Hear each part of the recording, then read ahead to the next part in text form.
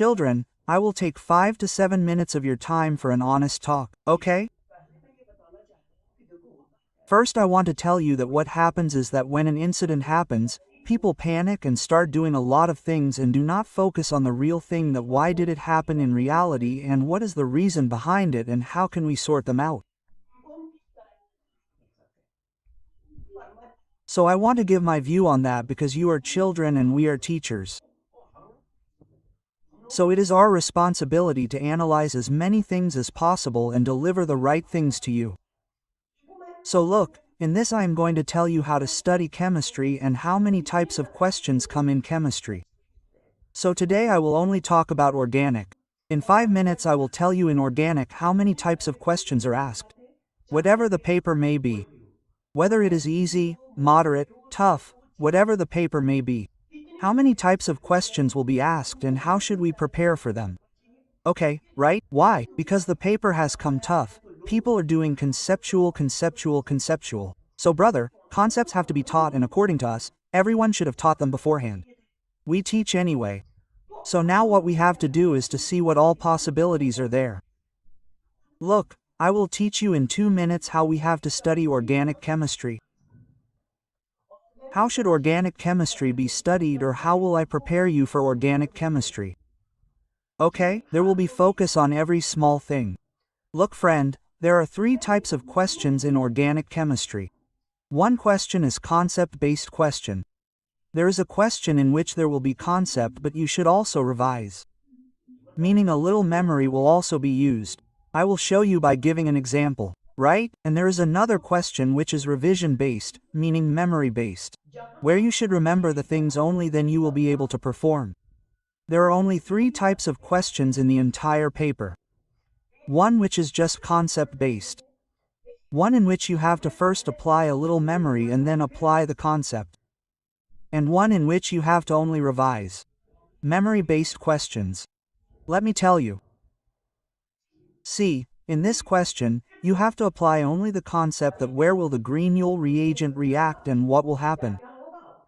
Then how will hydrolysis happen? Isn't it? Like this question that where will the bromine deallocate in a double bond? Now where will it decolorize is a concept. But there is also a small memory-based point in this, that if that double bond is of aromaticity,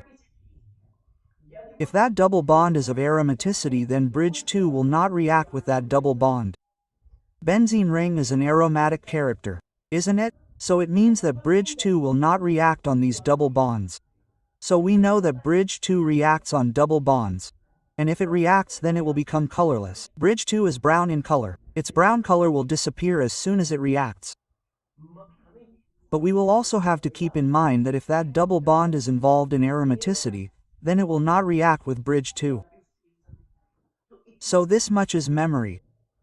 This much is memory, isn't it? Why? Because it will not destabilize itself by breaking the aromaticity. So highly conceptual 10% memory came. This is a highly conceptual question. Now look carefully and understand. Now for example, what is this NABH4? This is our revision or memory-based question. This is a revision or memory-based question. Now you tell me which of these is the reducing agent that will reduce aldehyde and will not reduce aldehyde? How will we know whether NABH4 will reduce aldehyde or not? This means when the teacher taught and made us write this point that Na4 does not reduce ester. Na4 does not reduce ester. So you have to keep this in mind. Then its mechanism or some other points can be conceptual. But the basic thing for you is that yes, it is memory-based, which reducing agent reduces what and to what extent. So you should keep this in mind. That means memory will be used here. And this is a complete memory-based question. How will you find out what is separated by fractional distillation? What is separated by simple distillation? Isn't it? What is separated by pressure stream distillation? Unless you have revised this thing 10 times. Unless you have read this thing many times, this question will not be there. Explain from the concept of any question. Using any concept, can you tell that these will be separated by fractional distillation? No, unless you memorize things properly, you will not be able to ask such questions. Like this. Now how will we know where the Walker process is? How will we know? We will not know.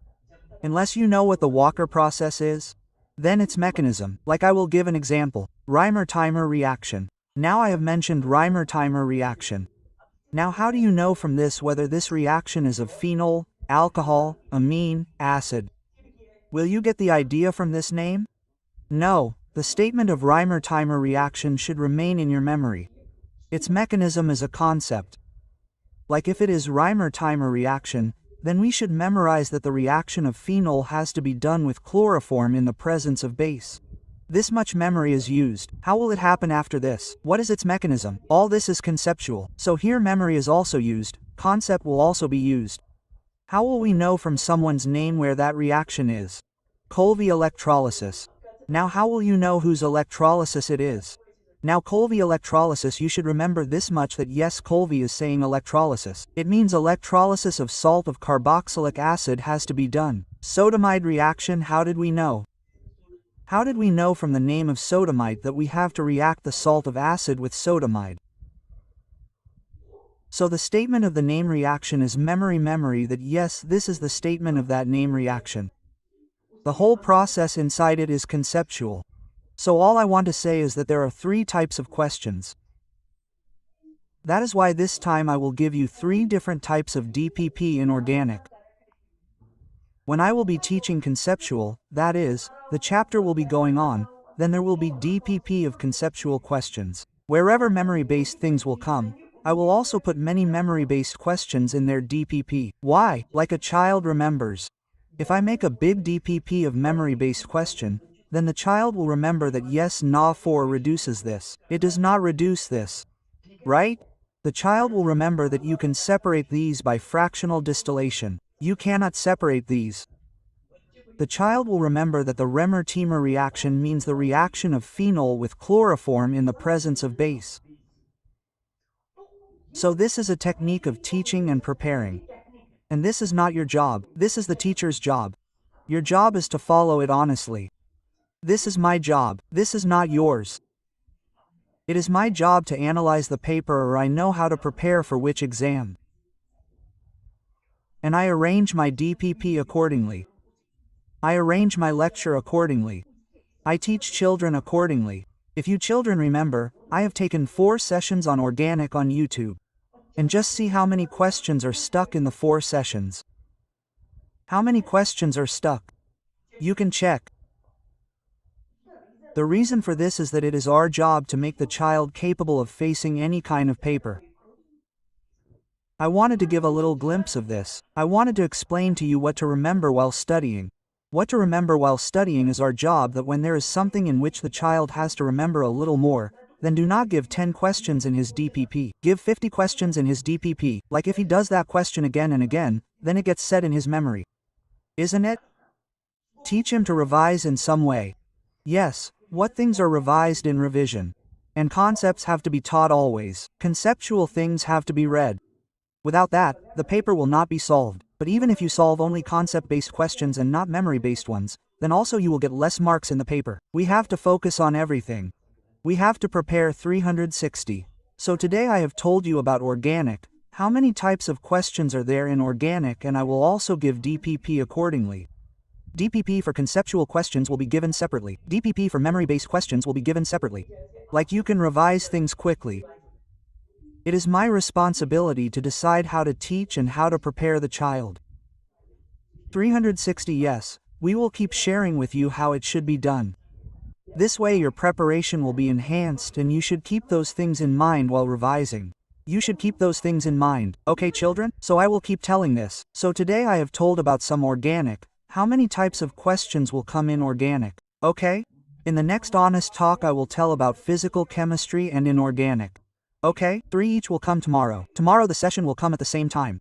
Okay? So what will happen is that when I teach, it will remain in your mind. By the way, I will keep telling you these things in classes as well and will keep telling you everything. Whether I teach on YouTube or sitting, I will keep telling you these things everywhere. You just follow honestly, and just like you always get good marks in physical chemistry, no matter what the paper is, you will also get good marks in organic and inorganic.